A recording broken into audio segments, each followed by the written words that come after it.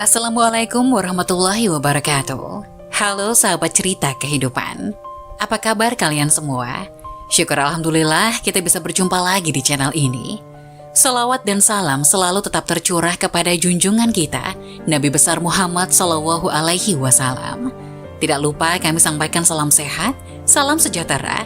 Semoga kita semua tetap dalam lindungan Allah Subhanahu wa Ta'ala. Seperti biasa, kita akan berbagi kisah dari yang unik, menarik, sampai bikin nangis. Semoga bermanfaat.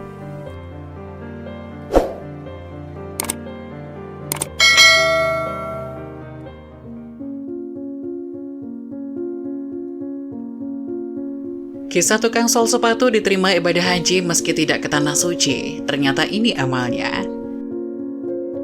Seorang tukang sol sepatu di kota Damaskus diterima ibadah hajinya dan menjadi haji mabrur, meski ia tidak berangkat ke tanah suci. Kabar ini membuat hati ulama besar sekaligus ahli hadis Abdurrahman Abdullah bin Al-Mubarak bergetar. Lantas apa yang membuat tukang sol sepatu itu diterima ibadah haji padahal belum pernah ke tanah suci? Simak kisah selengkapnya berikut ini.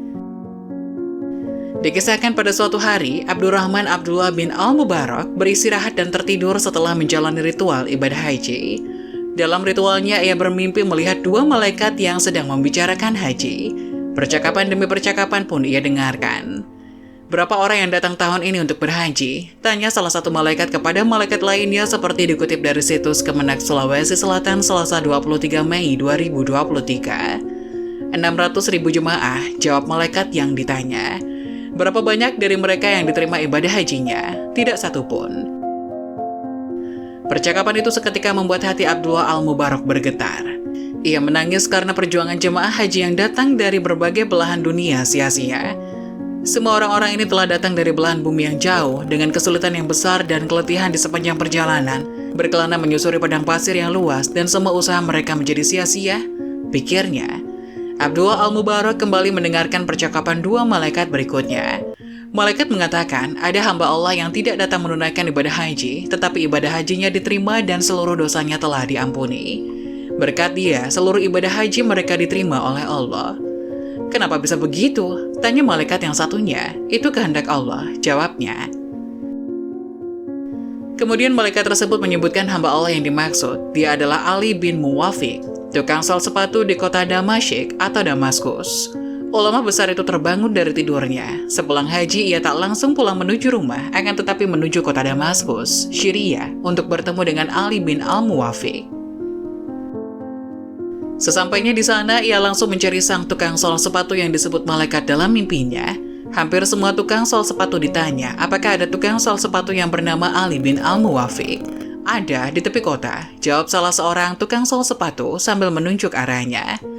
Sampai di sana ia bertemu dengan seorang tukang sol sepatu yang berpakaian amat lusuh. Ulama itu mengonfirmasi apakah ia adalah tukang sol sepatu yang sedang dicari atau bukan. Benarkah Anda bernama Ali bin Al-Muwafiq? Tanya Abdullah Al-Mubarak. Betul Tuan, ada yang bisa saya bantu, ujarnya. Saya hendak tahu, adakah sesuatu yang telah Anda perbuat sehingga Anda berhak mendapatkan pahala haji mabrur padahal Anda tidak berangkat haji, kata ulama itu.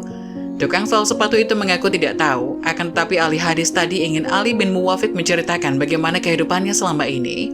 Tukang sol sepatu yang diterima ibadah hajinya pun bercerita.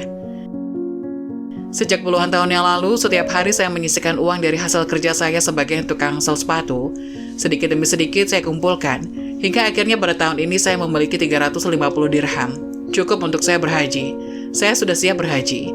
Tapi Anda batal berangkat haji. Benar. Apa yang terjadi? Ketika itu istri saya hamil dan mengidam. Waktu saya hendak berangkat, saat itu dia ngidam berat. Suamiku, adakah engkau mencium bau masakan yang nikmat ini? Tanya sang istri. Iya sayang. Cobalah kau cari, siapakah yang masak sehingga baunya begitu nikmat? Mintalah sedikit untukku. Setelah dicari tahu, ternyata bau masakan itu berasal dari gubuk yang hampir runtuh. Di situ ada seorang janda dan 6 anaknya. Ali bin Muwafiq mengatakan kepadanya bahwa istrinya sedang ingin masakan yang ia masak, meski hanya sedikit. Janda itu diam dan memandangnya.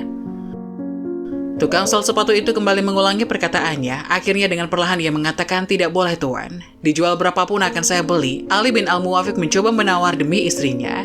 Makanan itu tidak dijual tuan, katanya sambil berlinang air mata. Kenapa? Sambil menangis, janda itu menjawab, daging ini halal untuk kami dan haram untuk Tuan. Dalam hati Ali bin Al-Muwafiq bertanya, bagaimana mungkin ada makanan yang halal untuk dia tetapi haram untuk saya, padahal kita sama-sama muslim? Karena itu ia mendesaknya lagi dan bertanya, kenapa? Janda itu pun bercerita, sudah beberapa hari ini keluarganya tidak makan, di rumah sama sekali tidak ada makanan. Hari ini ia melihat keledai mati, lalu diambil sebagian dagingnya untuk dimasak lalu dimakan. Mendengar ucapan tersebut saya menangis, kemudian kembali pulang, aku ceritakan perihal kejadian itu pada istriku, ia pun menangis. Hingga akhirnya kami memasak makanan dan mendatangi rumah janda tersebut, kata Ali bin Al-Muwafiq ke Abdullah Al-Mubarak. Selain makanan, Ali bin Al-Muwafiq juga memberi uang peruntukan haji sebesar 350 dirham pun kepada keluarga janda itu. Pakailah uang ini untukmu sekeluarga, gunakanlah untuk usaha agar engkau tidak kelaparan lagi, katanya. Mendengar cerita tersebut, Abdullah Al-Mubarak pun tak bisa menahan air matanya. Ternyata inilah amalan yang dilakukan oleh tukang sol sepatu di Damaskus yang mendapat haji mabrur, dan berkatnya atas kehendak Allah Subhanahu wa Ta'ala, ratusan ribu jemaah haji diterima ibadah hajinya.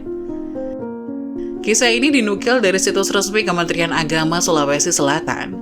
Dalam sumber lain, tukang sol sepatu itu bernama Said bin Muhafa. Terlepas dari itu, semoga memberikan banyak hikmah untuk terus berbuat baik kepada sesama. Wallahu a'lam.